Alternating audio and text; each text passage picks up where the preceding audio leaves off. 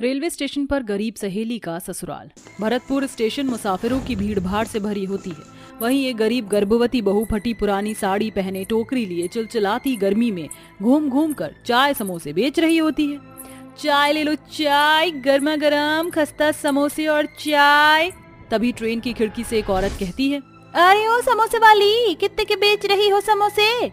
10 के 2 समोसे हैं बहन जी, एकदम खस्ता समोसे हैं और साथ में कुल्हड़ वाली चाय भी ले लीजिए। ठीक है, जल्दी से 2 कुल्हड़ वाली चाय और समोसे दे दो। मधु जल्दी से उस औरत को खिड़की से चाय और समोसे दे देती है। तभी ट्रेन चलने लगती है और मधु भागने लगती है। बहन जी, ट्रेन खुल गई है, जल्दी से मुझे मेरे पैसे दे दीजिए। भागते भागते मधु के पैर में पत्थर से ठेस लग जाती है और वो गिरने ही वाली होती है। तभी एक अमीर लड़की उसे संभाल लेती है। तुम ठीक तो हो? तुम प्रेग्नेंट हो? तुम्हें ऐसी हालत में भागना नहीं चाहिए। अचानक दोनों की नजर आपस में टकरा जाती है और गरीब मधु की आंखों में आंसू भर जाते हैं। ये तो लावण्या है, मुझे यहाँ से जाना होगा। मधु अपना हाथ छुड़ाकर भागती हुई भीड़ में कहीं खो जाती है और लावण्या कहती है, क्या मेरी आंखों ने मधु को देखा? मुझे उसे ढूंढना होगा। लावण्या चारों तरफ मधु को ढूंढने लगती है। तभी उसे फटी चिटी साड़ी में मधु भागती हुई दिखाई देती है और लावण्या उसका पीछा करने लगती है। तभी मधु रेलवे स्टेशन की गंदगी में बनी एक झोपड़ी में घुस जाती है और लावण्या भी वहां आ जाती है। चारों तरफ मक्खियां भिनभिना रही होती हैं। जहां खटिए पर बीमार बनवारी सोया हुआ था और गीता और गौरी गर्मी में बैठी हुई थी। मधु, ये क्या हालत बना रखी है तूने? और ये सब लोग कौन हैं? मधु डबडबाई आंखों से लावण्या को देखती हुई कहती है, ये सब मुझ गरीब बहू के ससुराल वाले हैं। आखिर अमीर लावण्या का मधु से क्या रिश्ता है और किन कारणों से मधु को अपने ससुराल वालों के साथ रेलवे स्टेशन की गंदगी में रहना पड़ रहा है? सब कुछ जानने के लिए हमें कहानी में पीछे जाना होगा। मधु आंगन में बैठी चिलचिलाती गर्मी के चूल्हे पर खाना बना रही होती है। तभी एक महंगी गाड़ी उसके दरवाजे पर आती है जिसमें लावण्या बैठी होती है। मधु, कहाँ रह गई? जल्दी आ, वी आर गेटिंग लेट। बस आ गई। पसीने से भीगी हुई मधु भागकर गाड़ी में बैठ जाती है और दोनों कॉलेज आती हैं, जहां लावण्या एक लड़के को देखकर कहती है, ओ तेरी यार, ये लड़का कितना डैशिंग और गुड लुकिंग है। लावण्या, उसे ताड़ना बंद कर, हम कॉलेज पढ़ने जाते हैं। यार तू एकदम किताबी कीड़ा है, जब देखो किताबों में घुसी रहती है। अच्छा सुन, कल मेरा बर्थडे है, तुझे आना होगा। लावण्या, तू तो जानती है मैं कितनी गरीब हूँ और तू अमीर। मैं अमीरों की पार्टी में आकर क्या करूंगी? तो फिर शुरू हो गई ना, मुझे लोगों से मतलब नहीं, तू बस मेरी सहेली और हमेशा रहेगी। अमीर गरीब होने के बाद भी दोनों की दोस्ती बहुत गहरी थी। कुछ दिनों बाद लावण्या की शादी हो जाती है तो वहीं मधु की शादी भी गीता देवी के परिवार में तय हो जाती है। मधु बिटिया, तू खुश तो है? हाँ पिताजी, मगर सूरज का परिवार समृद्ध है। भले ही उन्होंने हमसे दहेज नहीं मांगा, मगर जिस तरह की शादी वो चाहते हैं, हम गरीब उतना खर्चा कहाँ से करेंगे? मधु, तू बचपन से बिन माँ की बेटी है। मैं नहीं चाहता कि जो गरीबी के दिन तूने अपने मायके में जिए हैं वो ससुराल में जिए। सूरज एक जिम्मेदार लड़का है, अच्छा खाता कमाता है, 2 कारखाने हैं उसके। तू उनके घर में खुश रहेगी।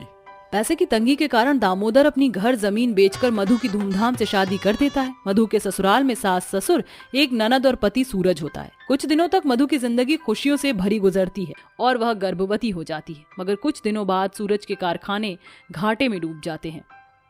अरे क्या हुआ सूरज बेटा, तू इतना परेशान क्यों नजर आ रहा है? माँ, राज्य कोष ने राशन के दाम में बदलाव जारी किया है। मेरे कारखाने घाटे में डूब गए हैं। बैंक के लाखों का कर्जा माथे पर चढ़ गया है। ये सुनकर गीता की आंखों में आंसू भर आते हैं और वो बोलती है, अब क्या होगा? बिना रोजगार के इस घर की रोजी रोटी कैसे चलेगी? और अभी तो गौरी की शादी भी करनी है, तेरे बाबूजी की दवाइयाँ, ये सब कुछ कैसे होगा? माँ जी चुप हो जाइए, ऊपर वाले के घर देर है अंधेर नहीं, वो सब ठीक कर देगा। धीरे धीरे घर में पैसे की तंगी छा जाती है। ऐसे में सूरज भी दिन रात शराब पीता है, जिसे देखकर मधु काम ढूंढने निकल जाती है और सारा दिन भूखी प्यासी सड़कों पर इधर उधर भटकती हुई लोगों से काम मांगती है, मगर उसे कोई काम नहीं मिलता। जिसके बाद वह रेलवे स्टेशन पर चली आती है, जहां एक गरीब औरत स्टेशन पर घूम घूम कर समोसे बेच रही होती है। क्यों ना मैं भी स्टेशन पर समोसे बेचूं, मगर मेरे पास तो पैसे भी नहीं है, पहले मुझे उसके लिए पैसे इकट्ठे करने हैं। ऐसा सोचकर गरीब गर्भवती बहू कड़ी गर्मी और धूप में स्टेशन पर ठेला खींचकर मुसाफिरों का सामान ढोकर पैसे इकट्ठे कर लेती है और अगले दिन से स्टेशन पर समोसे बनाकर बेचने लगती है। समोसे ले लो, समोसे, गर्मा गर्म खस्ता समोसे। साहब समोसे ले लो। ठीक है, 2 समोसे दे दो। मधु उस आदमी को 2 समोसे दे देती है, जिसे खाकर वो आदमी कहता है, अरे वाह, तुम्हारे समोसे तो बहुत ही स्वादिष्ट है, मगर सिर्फ ये सूखे समोसे जल्द इसे कोई नहीं खरीदेगा, इसलिए तुम इसके साथ चाय रखो भाई। उस आदमी के दिए विचार के साथ वह गर्भवती बहू समोसे के साथ चाय भी बेचने लगती है। इस बीच उस गर्भवती बहू पर एक और नई मुसीबत आ खड़ी होती है। उस शाम जब मधु समोसे बेचकर थकी हारी घर लौटती है तो वो देखती है उसके गरीब ससुराल वाले घर के बाहर बैठे हैं, जहाँ चारों तरफ घर का सामान इधर उधर फेंका हुआ होता है और सभी की आंखों में आंसू होते हैं। तभी गौरी आंखों में आंसू लिए भागकर मधु के गले लग जाती है। भाभी, अब ये घर भी हमारा नहीं रहा, ये घर भी हमसे छीन लिया गया, अब हम कहाँ जाएंगे? घबराओ मत गौरी, जब तक मैं हमारे रहने के लिए कोई पुख्ता इंतजाम नहीं कर लेती, हम लोगों को रेलवे स्टेशन पर ही रहना होगा। ठीक है बहू।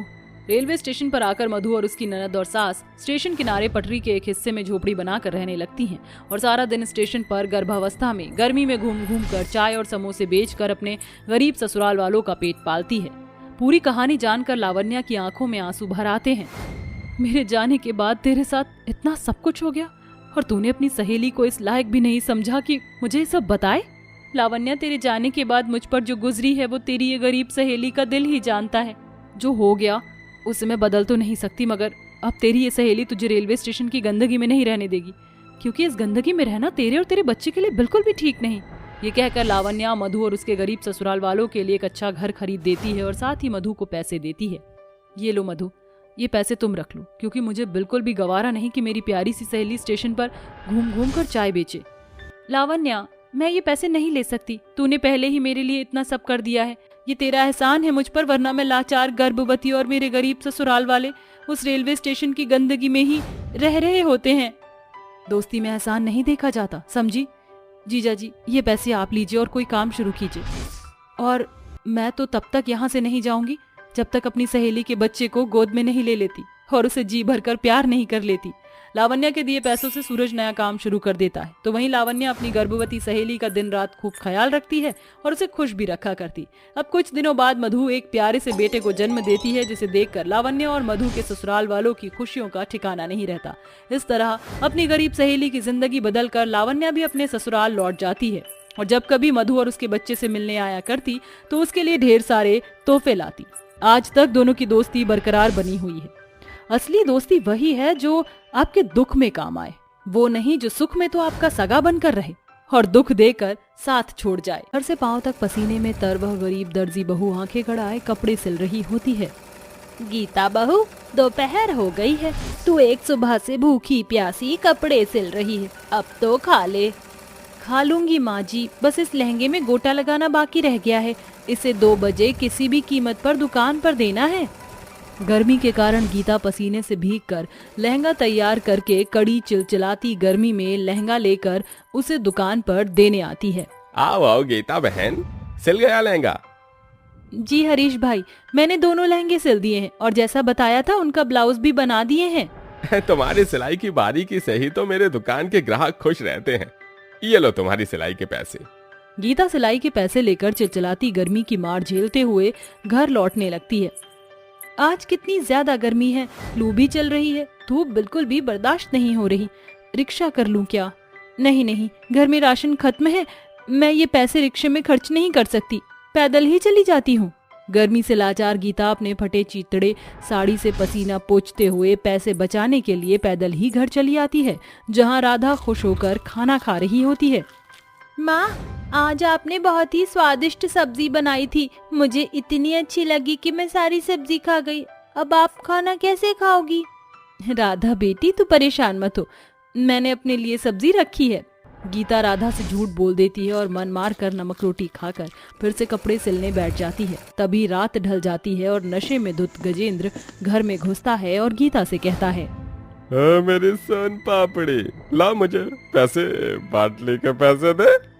मैं तुम्हें पैसे नहीं दूंगी, तुम सारा दिन सट्टा और जुआ खेलते रहते हो और शाम को आकर मुझसे पैसे मांगते हो, शर्म नहीं आती तुम्हें बीवी से पैसे मांगते हुए? गीता की बात सुनकर गजेंद्र गुस्से में उसके बाल खींचकर उसका सर दीवार में लड़ाते हुए कहता है, तो पैसे क्या कमाने लगी है, बहुत जुबान चलने लगी है, बहुत चर्बी चढ़ गई है तेरी, आज तुझे मार मार के तेरा भूत बना दूंगा। ऐसा कहकर गजेंद्र गीता पर फिर से हाथ उठाता है। तभी संगीता उसे थप्पड़ मारकर कहती है, शर्म नहीं आती तुझे? घर में जवान बहन बैठी हुई है, बाप बीमारी के बिस्तर पर पड़े हैं। ऐसे में तुझे अपनी जिम्मेदारी निभानी चाहिए तो तू उल्टा बहू से छीना झपटी कर रहा है। चला जा यहाँ से। तुझ जैसी औलाद से अच्छा होता कि मैं बे औलाद होती। गजेंद्र घर से चला जाता है और गौरी कहती है, गीता भाभी आप ठीक तो हैं? आपके सर से खून बह रहा है, मैं गर्म पानी लाती हूँ। गौरी गीता के सर पर पट्टी बांध देती है और अगले दिन से फिर से गीता कपड़े सिलने लगती है। गीता बहू, अभी तो तेरे सर का जख्म भी नहीं भरा है और तू कपड़े सीने लगी। माँ जी, इस दर्जी के काम से ही तो हमारे घर का दाना पानी चलता है। अगर मैं ये छोड़ दूंगी तो जो ग्राहक मुझ गरीब दर्जी बहू से बंधे हुए हैं वो टूट जाएंगे।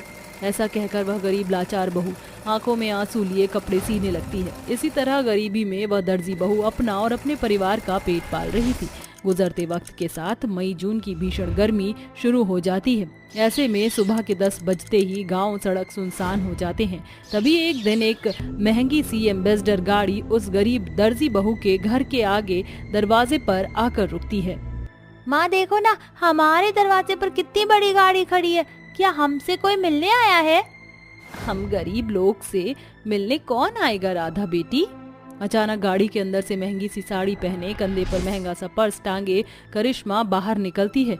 उसे देखकर गीता भागकर उसके गले लगती है। उसकी आंखों से खुशी के आंसू डबडबा जाते हैं। करिश्मा मेरी सहेली, कितने वक्त बाद देखा है तुझे, चल अंदर आ। करिश्मा अंदर आती है जहाँ खटिया पर पड़ा गीता का बीमार ससुर हरिहर खांस रहा था। करिश्मा को देखकर हरिहर उठकर बैठ जाता है। बैठो बेटी। जरा ठहरो बेटी। ऐसा कहकर संगीता अपनी फटी पुरानी साड़ी के आंचल से खटिये को साफ करके करिश्मा को बैठाती है। मगर गर्मी के मारे करिश्मा पूरी तरह से पसीने से भर जाती है। तभी गौरी करिश्मा को पंखा करने लगती है। गौरी, तुम क्यों परेशान हो रही हो? मैं ठीक हूँ। भाभी, गर्मी के मारे आप पसीने से पूरी तरह से भीगी हुई हैं और आप कह रहे हैं कि आप ठीक हैं। वैसे आप मेरी भाभी की सहेली हैं तो इस नाते मैं आपकी ननद हुई और आप मेरी भाभी। करिश्मा बता, तू क्या पिएगी, जूस या चाय? कुछ भी चलेगा, जो भी तू प्यार से बनाए। गीता रसोई में आकर गर्मी में चाय बनाने लगती है। तभी करिश्मा वहां आ जाती है जहां रसोई में टिन की छत से पूरी रसोई आग की भट्टी जैसे भभक रही थी।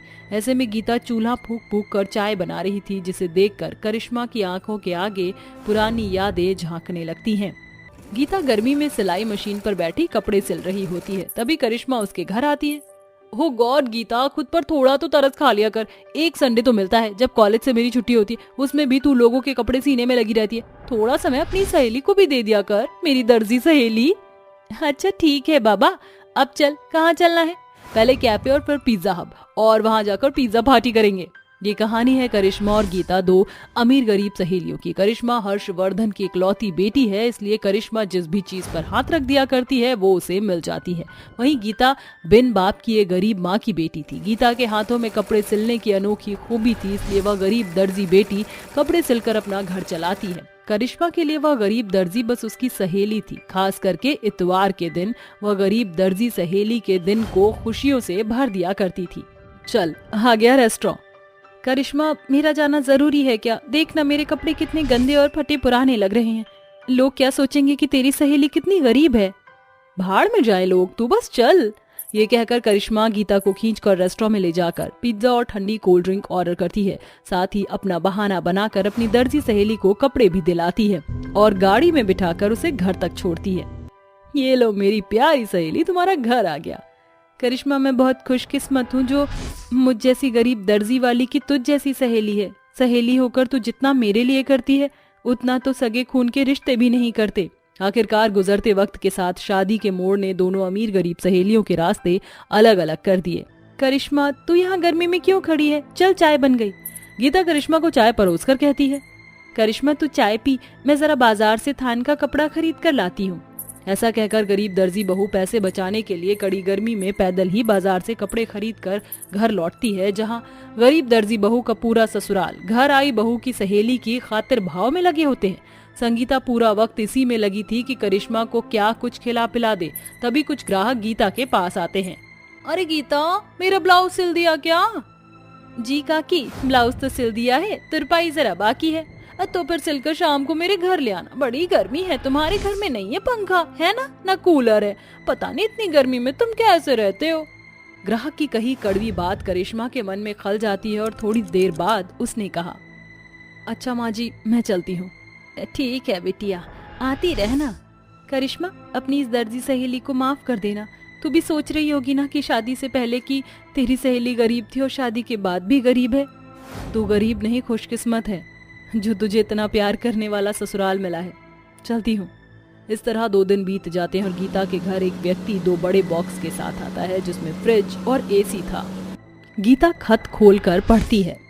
गीता, ये फ्रिज और एयर कंडीशन तुम्हारे घर के लिए। असल में उस दिन तुम्हें गर्मी में कपड़े सिलता देखकर दुख तो बहुत हुआ, मगर तुम्हारे लिए तुम्हारे ससुराल वालों का बड़ा प्यार देखकर मेरा मन खुशी से भर गया। देखना, एक दिन मेरी गरीब दर्जी सहेली खूब नाम कमाएगी। ये एसी और एयर कंडीशनर मेरी तरफ से तुम्हारी शादी का तोहफा, तुम्हारी करिश्मा।